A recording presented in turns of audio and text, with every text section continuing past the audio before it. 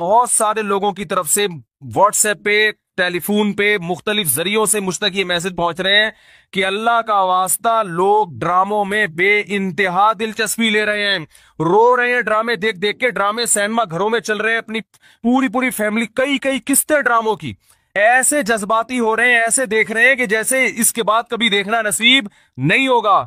और बड़ी तारीफें, ऐसा ड्रामा, ऐसा ड्रामा, ऐसी फिल्म।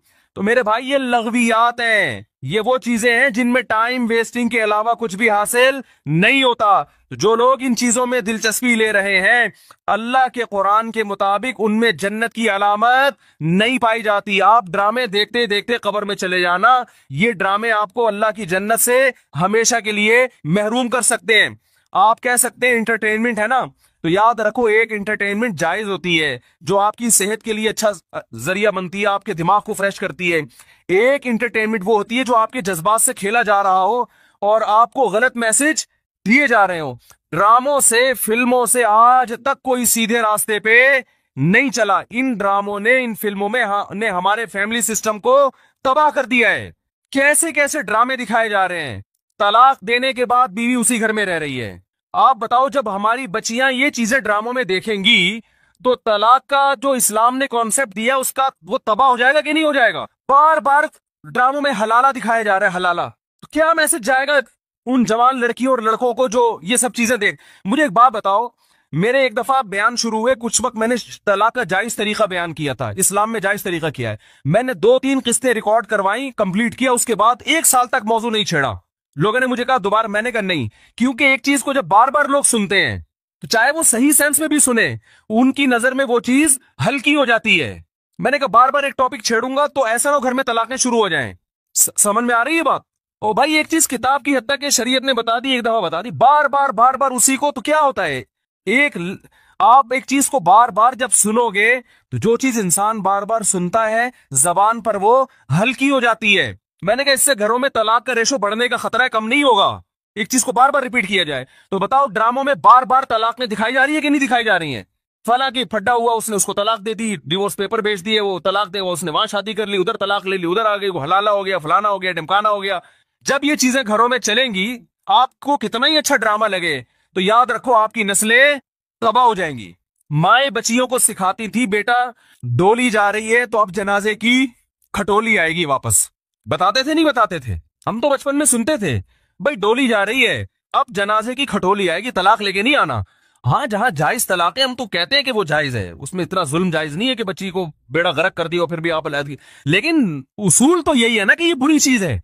जब बार बार कल्चर में ये चीज दिखाई जाएगी, शौहर ने थप्पड़ मारा बीवी को, वो अदालत चली गई खोला लेने के लिए। हर घर में थप्पड़ भी होता है, हर घर में गाली गलौज भी होता है, ये तो नॉर्मल चीज है। थप्पड़ मारना सही नहीं है, अच्छा काम नहीं है कि शौहर बीवी पे हाथ उठाए, लेकिन सब कुछ होता है घरों के अंदर, वो बाद में सब सेट हो जाता है। लेकिन ड्रामों में जब दिखाया जाएगा शौहर ने बीवी पे थप्पड़ उठाया, हाथ उठाया और वो चली गई अदालत से खोला लेने, तो कल किस मर्द ने गुस्से में किसी औरत पे हाथ उठा लिया तो अदालत का दरवाजा नहीं खटखटाएगी क्या?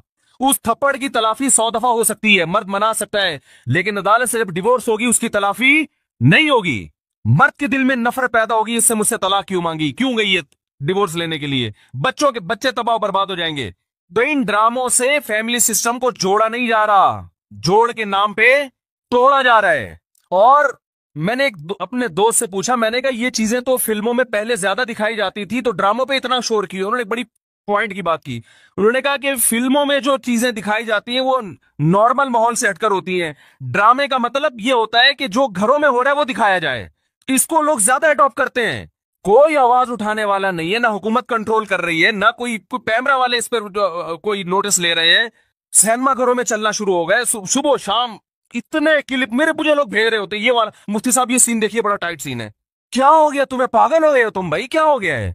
मैं अपने दोस्तों से कहता हूं, मैं मीटिंगें करता हूं बुला बुला के कि यार टाइम की बड़ी कमी है, मेरा सारा दिन इसी में गुजरता है यार, बहुत सारे काम करने टाइम नहीं मिल रहा। जब रात को सोने के लिए लेटा हूं तो निदामत के साथ, अल्लाह की कसम मेरी ये हालत है कि यार आज बहुत सारे काम करने थे मगर आज भी रह गए। हम हैरान हो रहे हैं, आप 2-2, 3-3, 4-4 घंटे कैसे टीवी के सामने बैठ जाते हो? टाइम कहां से आ रहा है आपके पास? इतना टाइम होना इसकी अलामत है आपका दुनिया में कोई विजन है ही नहीं। जिसका कोई हदफ होता है उसके पास इतना टाइम नहीं होता। तो ये जो ड्रामा फिल्मों में टाइम जाया किया जा रहा है ना, खुदा की कसम मौत के वक्त हसरत का सबब बनेगा। मौत के वक्त अल्लाह ने जिंदगी सिर्फ एक दफा दी है। कुरान के अल्फाज देखो कि मौत के वक्त अगर तुम सारी दुनिया की सारी दौलत खर्च करके भी टाइम वापस लेना चाहोगे ना, ला यस्तखिरून साअतन वला यस्तक़दिमून, अल्लाह फरमाते 1 मिनट तो दूर की बात, 1 मिनट के 1 करोड़ हिस्से कर लो ना, वो भी नहीं मिलेगा। अभी बहुत टाइम दिया अल्लाह ने, अभी बहुत टाइम दिया है। चाहो तो ड्रामों में जाया कर दो, फिल्मों में जाया कर दो, सारा सारा दिन टीवी के सामने बैठ के क्रिकेट के मैच देख के तालियां बजाते रहो, फलाने ये छक्का मारा, फलाने चौका मारा। अभी बहुत टाइम है, लाइफ को खुदा की कसम जितना एंजॉय कर रहे हो 10 से ज़रब देके इससे ज्यादा एंजॉय करो। लेकिन जब मौत का वक्त आएगा तो ये सारे मजे किरकिरे हो जाएंगे। ये गैर मुस्लिमों के काम है, जिनका आखिरत पे यकीन नहीं है, उन पे ये चीजें सूट करती है। उनको मरना नहीं है ना, उनका तो ख्याल है मर जाएंगे तो खत्म हो जाएंगे, उनका ये कॉन्सेप्ट है। तो कहते हैं जिंदगी में जितना जल्दी जल्दी एंजॉय कर सकते हो करो। जिसका आखिरत पे यकीन है उसका कोई हदफ होता है कि मुझे एक जिंदगी मिली है, दोबारा ये जिंदगी नहीं मिली। हिंदुओं का नजरिया है कि 7 जन्म होते हैं, इस्लाम कहते हैं एक ही जन्म है, उसके बाद कयामत आ जाएगी, दोबारा कोई जन्म नहीं मिलेगा। और अल्लाह को देखो, अल्लाह ताला हजरत ईसा अलैहिस्सलाम को मौत देने के बाद भी आसमानों पे उठा सकते थे ना, और फिर कुर्बे क़यामत में नाजिल करते। अल्लाह ने हजरत ईसा को जिंदा आसमानों पे उठा के ये मैसेज दे दिया कि जिसको कुर्बे क़यामत में नाजिल करना है उसको मौत नहीं दूंगा, आखिर में मौत दूंगा। इसलिए कि मरने के बाद उठा लेता तो तुम्हारे दिमाग में ये तस्वुर आ सकता था कि शायद हमें भी मौत के बाद दोबारा जिंदगी मिल जाए। तो मौत के बाद तो पैगंबरों को भी नहीं मिलती, तुम्हें कहां से मिलेगी, हमें कहां से मिलेगी भाई जिंदगी। तो अपने वक्तों को बर्बाद मत करें, इंजॉय करें, ऐसी चीजों को इंजॉय करें जिससे मुआशरे में तरक्की होती है। ओ भाई जॉगिंग कर लिया करो, स्विमिंग कर लिया करो, फुटबॉल खेल लिया करो, थोड़ा सा वर्जिश हो जाएगी, कोलेस्ट्रॉल कम हो जाएगा, फायदा भी होगा, एंजॉय भी होगा। ड्रामे से क्या एंजॉय कर रहे हो भाई, तुम बैठ के रो क्यों रहे हो ड्रामा देख के? वो तुम्हारा क्या लगता है जिसके साथ ये हो गया, रो रहे बैठ के जैसे पता नहीं क्या हो गया। देखो इंसान के जो आसाब है ना, आसाब, इनमें अल्लाह ने महदूद सलाहियतें दी हैं। मैंने एक अंग्रेज नफ्सियाती डॉक्टर था, उसकी एक तहरीर खुद पढ़ी थी, काश मैं उसको महफूज कर लेता तो आपको आज मैं वो तहरीर दिखाता। उसकी रिसर्च थी कि दुनिया में जो डिप्रेशन, चीखो पुकार, मार धार, चीजों को तोड़ फोड़ का जो कल्चर आया है, ड्रामों और फिल्मों से आया है। ये जो आज बच्चियां माँ पे चीखती है ना, आप उनकी हिस्ट्री चेक करें, ड्रामे देख के चीखती हैं।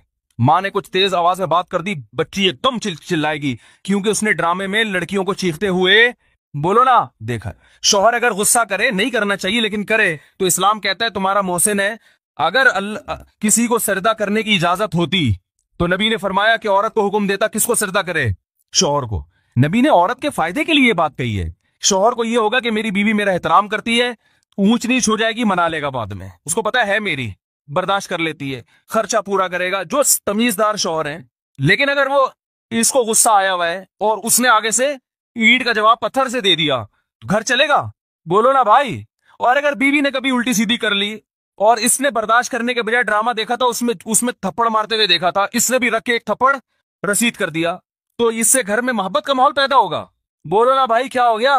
बल्कि मैं तो इससे आगे कहता हूं कि ड्रामों में जो मियां बीवी दिखाए जाते हैं वो कोशिश करते हैं लड़का हैंडसम तरीन तलाश किया जाए और लड़की खूबसूरत तरीन। उस जोड़े को देखकर तो वैसे ही कोई मर्द को अपनी बीवी अच्छी नहीं लगती और औरत को अपना शौहर अच्छा नहीं लगता। कहते हैं मियां तो ऐसे होते हैं, क्या मखनचू अब्बा ने मेरे मत्थे लगा दिया है। एक साहब मुझे कहते हैं मुझे बीवी अच्छी नहीं लगती, मैंने कहा फिल्में देखना छोड़ दो, अच्छी लगेगी तुम्हें। हाँ, जिस गरीब के सामने सुबह शाम कोरमे कबाब घूम रहे हो उसे घर की दाल अच्छी लगेगी? बोलो ना भाई। ये तो सबसे पहला नुकसान है। तो ये उन लोगों के काम है जिनका आखिरत पे यकीन नहीं है, इनसे हमारा घर तबाह। ड्रामे वालों का विजन ये नहीं होता कि घरों के माहौल को अच्छा करना है, ड्रामे का विजन ये होता है कि पैसा कमाना है। हर वो चीज जो मार्केट में चलेगी उससे पैसा आएगा। तो मार्केट में नेगेटिव चीजें ज्यादा चलती हैं। मेरे क्लिप में देखो, मैंने यूट्यूबर्स को अभी कुछ कंट्रोल किया है, पूरे बयान माँ बाप के हुकूक पर, बीवी बच्चों के हुकूक पर चल रहा है, अल्लाह उसके रसूल के हुकूक पर। दरमियान में एक लतीफा आ गया, लतीफा सबसे ज्यादा हिट होता है, समझ रहे हैं ना। तो लोगों को तो एंटरटेनमेंट चाहिए, वो मुस्बत चीजें कम चलती हैं। तो अगर देखो एक तैयब उर्दगान है ना, तुर्की का सदर, मैं ड्रामों को जायज नहीं कहता लेकिन उसने भी ड्रामे बनाए, मैं नहीं कहता कि वो देखना जायज है, लेकिन फिर भी एक विजन तो रखा ना उसने जहन में कि खिलाफत उस्मानिया का सही तस्वुर दिखाना है, फैमिली सिस्टम को जोड़ना है। अभी तैयब उर्दगान की एक स्पीच हमने सुनी, उसने कहा कि अपनी कौम को तरगीब दे रहे कम उम्री में शादियां करो। क्या तरगीब दे रहे अपनी कौम को? कम उम्री में शादियां करो। हमने अपनी नस्ल को बढ़ाना है कि तुर्की को अफरादी कुव्वत चाहिए। जब नस्ल बढ़ेगी तो हमें फौज में जवान ज्यादा मिलेंगे, हमें साइंसदान ज्यादा मिलेंगे, हमें ताजिर ज्यादा मिलेंगे, तुर्की मजबूत होगा। एक विजन होगा तो ऐसी तकरीर करेगा। विजन नहीं है तो आपका मकसद सिर्फ दौलत पैसे कमाना, मगरबी ताकतों को खुश करना, तो वो पैसे तो इन ड्रामों ने बहुत कमाए। लोग कह रहे हैं बड़ा करोड़ों अरबों रुपए का बिजनेस कर लिया ड्रामे ने। मैं कहता हूं भाई बिजनेस अरबों रुपए का कर लिया मगर कल्चर का बेड़ा गर्क कर दिया। तो बिजनेस तो मेरे भाई चर्स बेचने वाला जितना अच्छा करता है ना, हीरोइन बेचने वाला, चर्स का बिजनेस ज्यादा अच्छा ही है हीरोइन का। बताओ। अबे ये गुटके वाले तो बेचारे, इनका कोई बिजनेस है जो गुटके की दुकान खोल के बैठे?